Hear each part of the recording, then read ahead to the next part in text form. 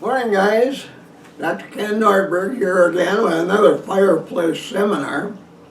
Kind of interesting. Today we're going to talk about John's biggest buck, the one he took this last hunting season a couple of weeks ago. The big 10 pointer with the unusual antlers. But really a nice buck, big buck, and more typical of our dominant breeding bucks. This was the oldest buck we took this year, the 4.5-year-old buck. And no doubt about it, base of his antlers were more than an inch across, the width of the bases. That's a good sign. Usually when they're less than an inch, it's like a 3.5, or but they're about an inch, and you get down like 3/4 of an inch. That's a 2.5-year-old buck in our deer country. So this one had pretty heavy bases on it. So anyway, nice buck, and kind of interesting.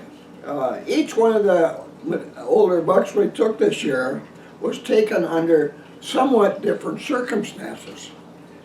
This one can be attributed to John's knowledge of this area, the topography and the locations of home and breeding ranges of whitetails in that area. Actually, he was on the edge of two. This buffer area. A buffer area was an old clearcut, and doe that lives on the other side. Well, that doe that lived there was one of about 5 living in a square mile.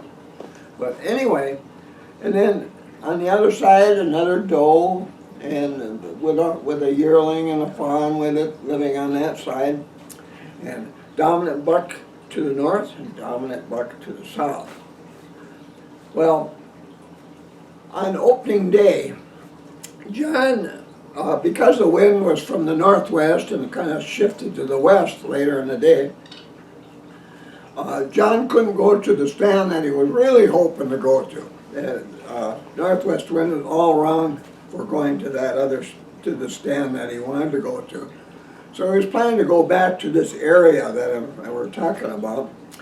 But we had a lot of recent snow there, and the woods have been taking over trails. There used to be a logging trail going in where we would go into this area where John ended up getting that big buck, but it's gone now. It's completely taken over by the forest. You just gotta know where to go. If we don't mark our trails out to the logging trail, the only motorized trail you can use to get into there. You can only go in about a mile. But anyway, we don't mark trails. We like to keep them to ourselves for that. So you have to know where to go. Well, with snow all over, tree branches and everything, it was impossible to see where it was in the morning. So he went to a different stand site that morning and didn't see any deer at that stand site. So after lunch, he decided he's going to try that again. He went back and he found the trail going into this area. Now, years ago, that was this terrific area in there where he got this big buck. One of my sons, Ken, took 5 dominant breeding bucks in a row. 5 of them in 5 years on opening weekend. And he had a heck of a spot there. That's kind of an unusual stand site where you can do something like that. But it worked 5 years in a row. Well, about 4 years ago, because of severe winters we'd had, several in a row, and because of all the wolves we have that prey on our deer year-round, that area became a blank. No deer tracks, no droppings, beds, nothing, no deer sign for about 3 years. Well, one of the encouraging, so John went up twice this last fall to scout, but he never got into that area. But one of the things, when we got up there 3 days before the opener, 4 days to set up camp, we found lots of fresh deer tracks coming out of that area, well, going both directions. They were coming in from the east side across the spot where we put our tent. Said, look at all these tracks, fresh. So they had started to make what looked like a pretty definitive deer trail on the other side of the road. There are deer back here now. First time for years. Well, that's kind of an exciting thing because this spot that John had in mind is right in a buffer area between two dominant buck home ranges or breeding ranges. Actually, it wasn't even a buffer area. They just kind of come up against each other.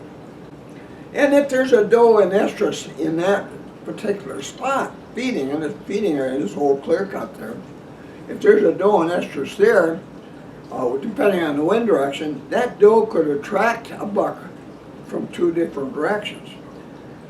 Well, this isn't an uncommon occurrence. When this kind of thing happens, there's a doe and heat, and bucks from either side end up, dominant bucks, usually ends up with a big battle between those two big bucks, and if they're evenly matched, sometimes their antlers get stuck together. They can't get them apart, and they both die. This is when that kind of a thing happens most often, during breeding, when two big bucks are disputing claim over this doe that's in estrus that happens to be near the edge of both of the breeding ranges of these bucks. Well, we always knew this could be that kind of an area, and there was years past when we would find beds of big bucks in the grass in the tip of that clear cut, a tip that stuck back in the woods there. They liked to bed there. And there's a trail that follows the top of a rocky ridge through that area, and on one side is an elder swamp. It's a big elder swamp, and it's wide. And we used to cross that darn thing, maybe quarter mile north to get to the other side. And that was an awful trip there. We call that trail Bootsuck Bog. So anyway, when we found that ridge that connects one side with the other so you didn't have to walk the swamp, that was a wonderful thing, wonderful discovery. And the deer loved it as well. This trail was used by deer on both sides of that ridge. John went to this stand site a little bit disappointed that he couldn't go to one that he really wanted to go to, but on this particular day, he had a wind that started out in the northwest and it kind of slipped around to the west. And neither one of those winds would work at all where he really wanted to go. And so he had to hunt in places that enabled him to be able to get to that stand site from downwind or crosswind, and which is really important. And also, another consideration when you're doing this, you need to be able to get there without being easily seen. I mean, good cover all the way to the stand site, especially that last 100 yards when you get into a stand. Good cover, you're downwind or crosswind, and at that particular day, at noon, John was thinking, that could be a dynamite spot today with the wind in that direction. So decided that's where I want to be. I want to go to that stand site. And of course, he had all kinds of signs along the way that made him think more and more, I'm doing the right thing. And you have to do that. Yeah, on the way in there to that stand site, John ran across fresh tracks made by a big buck, nearly 4 inches length for just a hoop only, and some fresh antler rubs in there as well, really fresh, the kind that a buck will, they don't make many of them. Once breeding starts, they're usually too busy searching for does and searching for other bucks to chase away and things like that. But whenever you're going to stand site in the dark with your flashlight or in the day, and there's a fresh antler rub, that's absolute evidence you're in the breeding range of a big buck. If it's a bigger antler rub, bigger diameter. Little ones that are an inch or less in diameter are probably made by yearling bucks, and yearling bucks live on their mother's ranges, so that, if they're real little, it probably, unless it's a clump and there's a whole bunch of little ones like that a big buck can make that, but yeah, just little ones tell you maybe you're just in the home range of a doe. But then, of course, that's where all the does are in their own home ranges, you know. And but anytime you find antler rubs, that means a buck lives here. And if it's a bigger one, like 3 inches, 3 inches or more than that, that's a big buck that lives here. So that's kind of exciting. It makes your heart beat a little bit. Boy, I'm going in here, look at that. That's really great. And here's tracks. Exciting place to be. We never take a chance. I'm going to a stand site crossing an opening. We had a young guy in camp this year. And invited him to come up and hunt with us here. And he was planning to go right down this trail going right out into a big clear cut and then pick a tree out somewhere along the edge and hunt there. I had to explain to him after, that's a terrible thing to do. You walk into a clear cut like that out in the open, you don't know how many deer, does or bucks, are watching you when that happens, somewhere around the clear cut. You see maybe an elevated spot a little ways off, but they keep an eye on their feeding areas.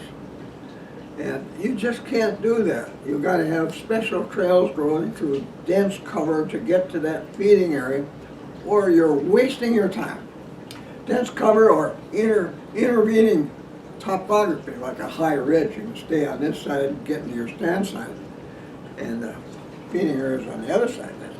That's kind of the way it was where John went when he got this 10-pointer. So keep that in mind. That's why it's good to do a lot of scouting, so you have a lot of choices on any one day. Gee, where's the wind from today? Gee, it's from the southeast. Oh man, I know this place I'm going to go with the southeast wind. See, you got to be thinking that way every time. This would be a great place to go with the conditions the way they are right now. But don't make the mistake of being wide open, easy for deer to see. Don't make the mistake of climbing a tree, cutting all the branches off so you got a telephone pole with no cover up there. Don't do that. Don't make the mistake of not covering bare skin. All kinds of precautions like that you need to do to make it work. So always keep these things in mind. So anyway, on opening day, or in the afternoon after lunch, when John decided to give it another try, see if he could find that trail going back into the area, he went in there. And he was almost at the spot where he planned to sit. Now he sat there before years ago, sitting ground level on a stool, this like stool I have right next to me. But anyway, sitting on the ground level in natural cover that provided excellent cover. We could keep an eye on that trail on the tip of that clear cut where they like to feed. Just a dandy spot for a stand site. Anyway, so, and it was up high. You could see quite a ways from there down into the clear cut and across the clear cut. Well, on the way in, he was down at a low spot where he come up to this ridge, between two ridges. There's a little stream running through there, coming from that elder swamp. Right about in there, he suddenly heard a deer bounding. He could hear a deer, brush cracking. And he was, right away when something like that happens, they're heading to a stand site, you think, oh, I wonder what happened. But he was excited. It was because, he knew there were deer up there in that area, and so that part was good. So he took his best to get up there without alarming any deer, which he might have already done. He didn't know for sure. But when he got up there and got to a stand site and sat down on his stool, it wasn't long before he saw a deer on the opposite side of that clear cut in the woods, and it was moving, but it wasn't bounding real, like they do when they're really alarmed. It was moving away, but its tail was wagging. We've talked about this in previous seminar. When you have a deer that's moving away, seemingly rapidly, they might be bounding, but just little short bounds, like they're not really in a big hurry. And if that tail is wagging and it's not fanned out, it's narrow, it means that the deer heard you probably, or maybe saw a movement, but he didn't know what you were. And so not sure whether he really needs to be alarmed or not, but he's going to move away just to be safe. And when they do that, and you see that tail wag, it means they're not really greatly alarmed, and it isn't going to go very far. I remember coming up on a buck in the woods once, and it started going away from me, not very rapidly, tail wagging. In about 20 minutes, I got the buck in a feeding area, only about 10 yards away, 8-pointer. That happens. You know, that's one of the things you should know about whitetails. When you see that wagging tail, not fan, that deer isn't going to go far. If it's a big buck and the wind's right, this could work out for you. Well, when John saw that, he didn't know what deer it was. But it looked big to him. It could have been the buck, a buck. And it was on the right side. It could have been what we call the pine plantation dominant breeding buck. Doesn't know that for sure. But at any rate, then he saw it again, and he saw that tail again, doing a little bit of that side-to-side wagging motion. And then he didn't see it anymore. But there was a deer over there, maybe a buck, maybe not. So anyway, you know, knowing about that kind of thing, and knowing the area, and being encouraged by the fact that now there were deer living over there, he went to that stand site, even though it hadn't been scouted earlier. So he sat there, and before long, well, it was just shortly before dark. I mean, I was in camp already from hunting that day. It was about an hour and a half later, shortly before dark. And here come a buck up that trail he'd been watching. He saw big antlers and wide antlers, and no doubt, boy, that big thick neck on it, no doubt about it. This is one you don't pass up. And so it was coming toward him, and walked out into a little opening and was just standing there looking around, being cautious like big bucks are, probably wondering where that doe is. Because we finally came to the conclusion there was a doe and estrus in that area that day. This was the pine plantation buck coming from that area, or at least he was hoping to find one there, but he was coming that way. And he stopped, and he was just looking around, and John slowly got his gun up and took aim at him. And in places like, a lot of times at ground level, you got to aim high, which he did. And because of brush, a lot of hazels, and all kinds of other woody stuff in between you and the buck. But being up high, he had a pretty nice open lane there to shoot in. And so we pulled the trigger, down it went. He blew, he got a heart double lung shot, a pretty devastating shot to that buck, and down it went. Pretty exciting. And it was a beautiful buck. Big neck on it, you know, it looked like a typical dominant breeding buck. And but the antlers were a little bit strange. And after we all looked it over, it became obvious that it had been, probably being pursued by wolves, running through thick woody cover. And while doing this, while it was probably midsummer, while its antlers were in velvet and still soft, and in the process he broke off tips of 7 out of 10, including the tips of the main greens. Broke them off, and they healed in a kind of a strange way. They all ended up with kind of rounded tips, blunt, rounded tips, and it healed. And he still had great width to his antlers, but not a lot of length on them. Nice, beautiful buck, except for that. And kind of unusual. We don't see that too often, but it does happen. And it happens most often in wolf country when bucks are chased while they're still in velvet. Anyway, big beautiful buck, and on opening day, And talk about an excited guy. he came to camp. By the time he got there, it was dark. We had to wait for a bunch of guys to come out of the woods that day to get help to bringing it out. And John, you know, he went to sleep smiling, woke up smiling, and when you see a picture of the buck, he's so pleased. It was really funny. So, and I don't blame him. Yeah, and up to this point, it was really the biggest buck you've ever taken, and so, and it was only the beginning. What a lucky guy! Oh, this could be a cover.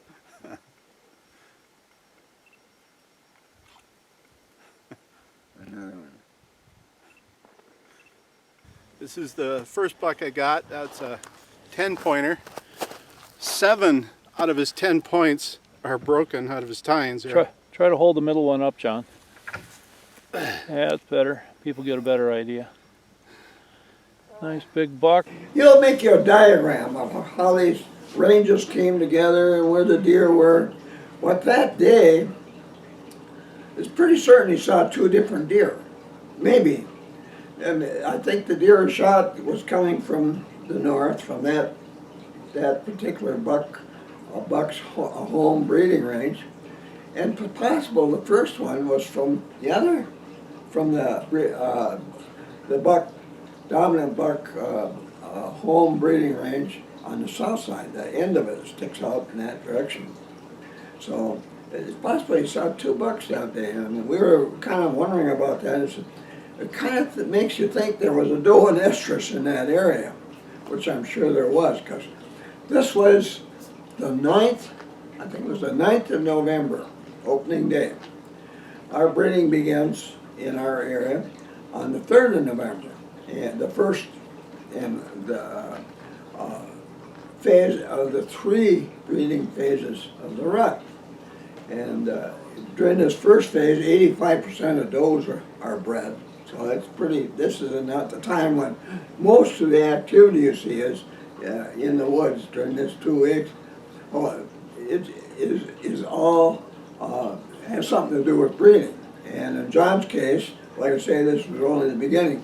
This was only the first time he was seeing bucks or taking bucks, that's plural, during the following week because of breeding was going on. We talked about in the last seminar about one he took because he quickly recognized the urine of a doe in heat and got to one edge of the downwind scent vector, the pheromone that's drifting southwind from that, and took a buck that was drawn into that vector looking for that doe. So he got that one. But anyway, this is the point. One of the interesting things about this is, you know, whitetails are really adaptable to anything us hunters do. And the older they get, the more adaptable and the more quickly they're adaptable. You know, a big buck like the one got only had to see him once and bound away from him, become alarmed and bound away, to know forever that's a bad spot to be. He'd probably be avoiding that spot the rest of his life, unless there's a doe in heat there, and he can't smell a hunter there at the same time. That could happen. But they are quick. Now, here's something to think about, you know. You're a fisherman too, right? You know, you do a lot of fishing in the summer, bass maybe, or walleyes or whatever. We're walleye fishermen here in Minnesota. Look in your tackle box. Look at all the stuff you got, and all the lures, different ways to fish, different ways to... You've learned years ago that to be consistently successful at taking fish, you got to be you got to change things. Today you maybe want to be on the bottom. You got to have live bait, fish really slow, or maybe you need to be trolling with a certain plug, you know, or like a lazy ike or something like that. Or maybe you need to be using a jig. Maybe it has to be a blue one today, and next week it has to be a yellow one, or a worm of different colors. Whatever you're fishing with, you keep changing until you catch fish. That's normal. That's why we buy so many lures for fishing. Well, anyway, what about deer hunting? You know, so many guys, they'll build a tree stand in the woods, put up a portable in a tree, or they'll build some kind of a permanent structure out there, and keep using it every day of hunting season, season after season after season. That's not the way to hunt really well, you know, deer that really adapt well and adapt quickly. Big bucks adapt quickly. The overall population might take years, maybe 10 years before all the deer in the woods are adapted to whatever you're doing differently. But whatever you do differently, you know, the most vulnerable deer out in the woods are the fawns and yearlings. And the older ones, they aren't so vulnerable because they can adapt right now, today. And a lot of times without you even realizing it. In fact, most of the time without you realizing it.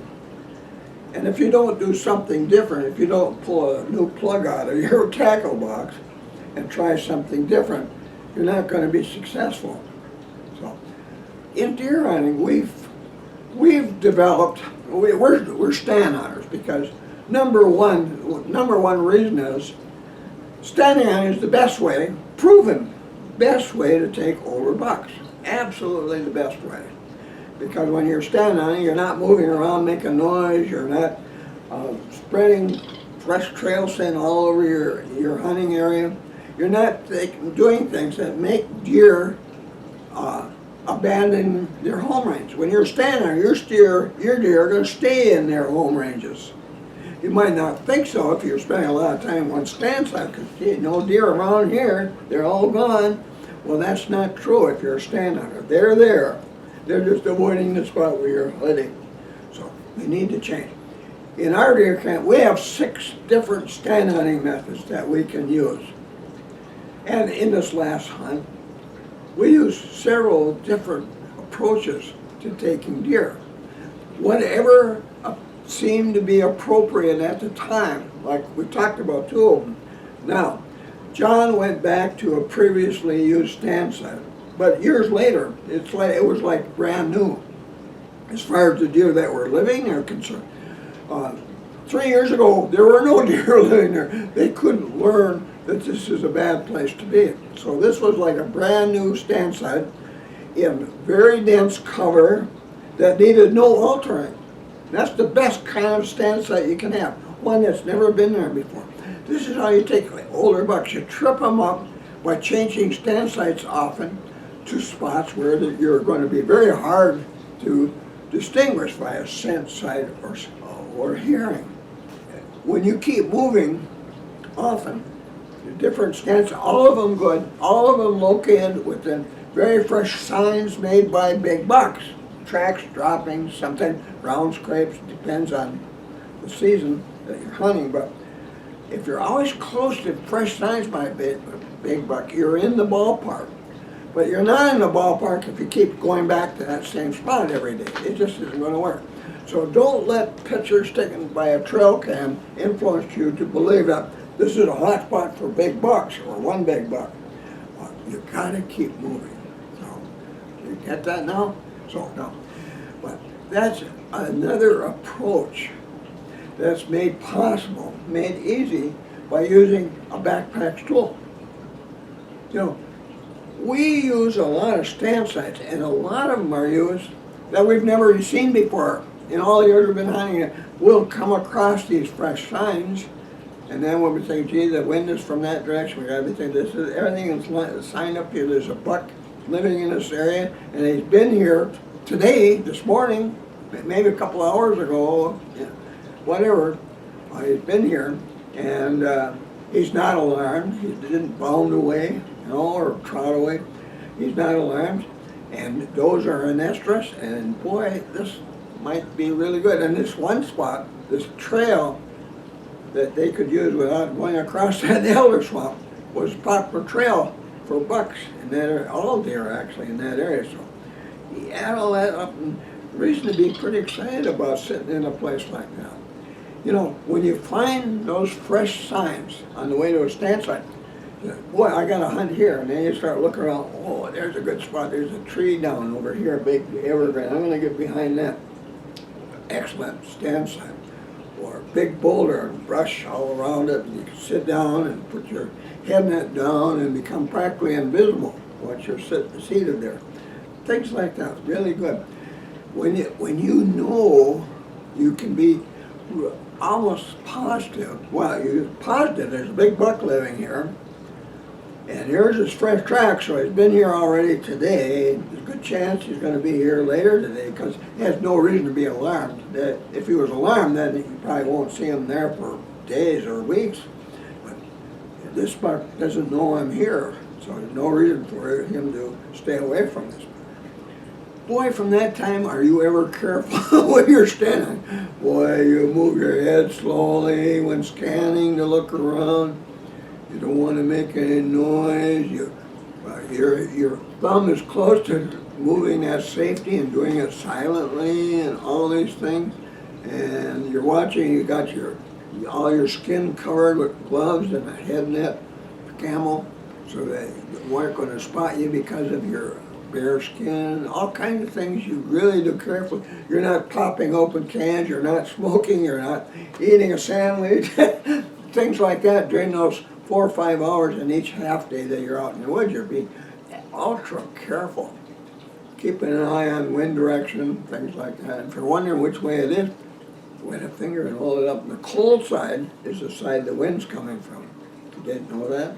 Wow, it's a good trick. Yeah, okay. Well, now with that, that's the end of the seminar, except for one thing. You know, it's a week before Christmas. It's not too late to order your book, if your new 10th edition, if you haven't got it. If you order it on the internet, we get that order now, today. We check our orders several times a day, especially this time of the year. We get your within 24. If we got it right now, your order now, it'll be in the mail tomorrow. Yeah, and if you get a media mail, it's a lower rate, you'll still get it within 4 days. We get a lot of guys that are getting their media mail orders, after mail within 2-3 days. They say 4 days, but it's still a good way.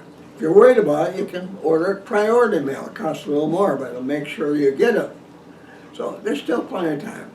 Still plenty of time to check with Santa Claus, tell him you really want this book for Christmas. And that's not the only one. You know, my 5th edition of that bear book is also available. You might not be hunting bears this year, but it's sure a good book. It's the same size, kind of a companion book to my 10th edition. That my bear book, from the first day I published one back in 1988, has been known as the Bear Hunter's Bible for years and years and years. And so many hunters took black bears because of what they learned. And I still get pictures from hunters hunting black bears for the first time because of what they learned in my bear book, including this one. Quite a few this last year. Think about that. So not as expensive as the bigger 10th edition. And also, I still have 5 editions of Whitetail Hunter's Almanac available, going back quite a few years. And each one covers different subjects. It's not just a continuation of the same subject from year to year. These were all created while I was doing research, and they still are. That 10th edition was about 20 years of research went into that one. But so they were all about how to hunt whitetails based on my latest research going on. So they all cover different subjects. So those are still available. You can find out all about those on the internet. Today, they originally sold for $7.95, and then over the years, printing got to be more expensive, so they finally became $9.95. And reprints had to be $9.95 as well. And you know what they sell for today? Go to eBay or Amazon, eBay especially. There's guys selling these. Maybe somebody who got books from their dad's library. These used books. They're selling for $800.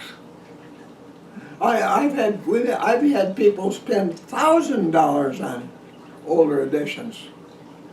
So they're a good investment, not only money-wise, but great investment hunting-wise as well. So you can still order these. We'll keep them available as long as I still have stock. One of them, the 7th edition, went out of print not very long ago. But there's still 5 of the original 9 that are available. And you'll learn something new in each one. It's valuable whitetail hunting. The sign guides, we talked about that. We still keep these in your camp. We still carry them around the woods. And my youngsters, grandsons, carry them all the time and use the information provided. A lot of guys, first time they field rest a deer, they get out that card and they go through it and work slick. And they learn how to do it properly right from the outset. So they're still available. And then this one, this is a giant thing. 17 hours of videos from past hunting schools. I used to have hunting schools up in northern Minnesota, and half the time was spent in the woods, and that half time was usually spent where I hunt deer, So you see where I actually hunt deer, and I take these guys all around the woods, show them all the things they need to know about whitetails and their signs, and how to pick stand sites and prepare them if you need to do it, things like that. So, by the way, so that's available. That'll probably be available for a long time. With this bear book, you get a DVD also from recent bear hunts and putting together and building a bear bait stand site, which we do in very special ways and learn why. That's a really, really good book to get along with that DVD. So those are all still there. And of course, if Santa fails to bring those, because you've been bad, you didn't carry out garbage, you didn't do that, things like that. Order them anytime. And actually, a lot of guys they get all excited about these books and they order them 2 days before they go deer hunting. You can't. It takes a lot longer than a few days or even a few weeks to learn what you're going to learn from all these sources for whitetail hunting based on my research going back to the 1960s.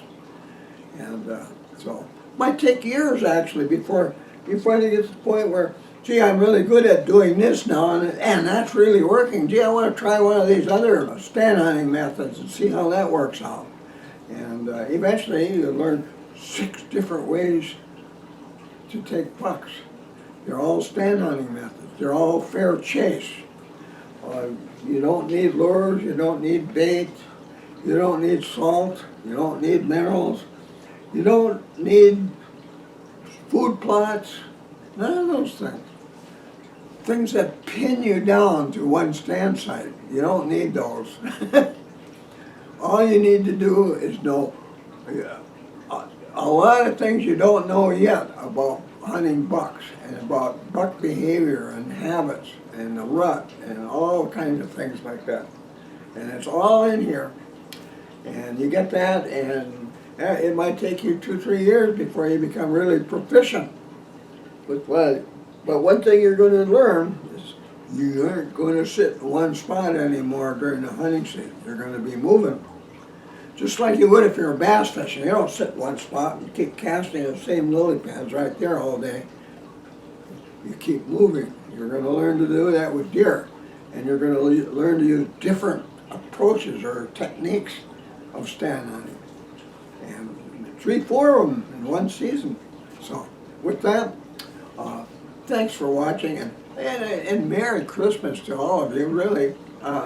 No matter what, I hope you have a great hunting season this coming year.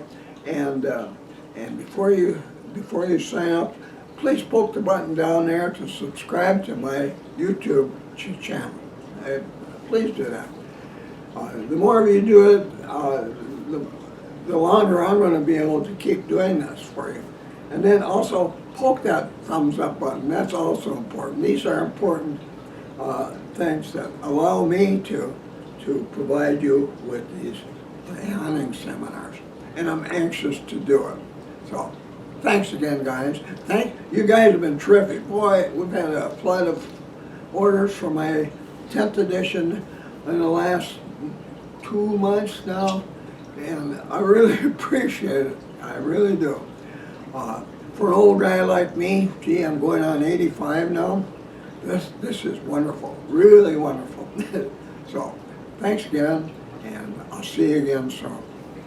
Be sure to visit my website. Here's the link. Here you'll find links to my blog posts, my Twitter account, my YouTube account, my Amazon store with links to my ebooks, my son's eBay store, a money saver if you're ordering from Canada or other countries, my website bookstore, and much more.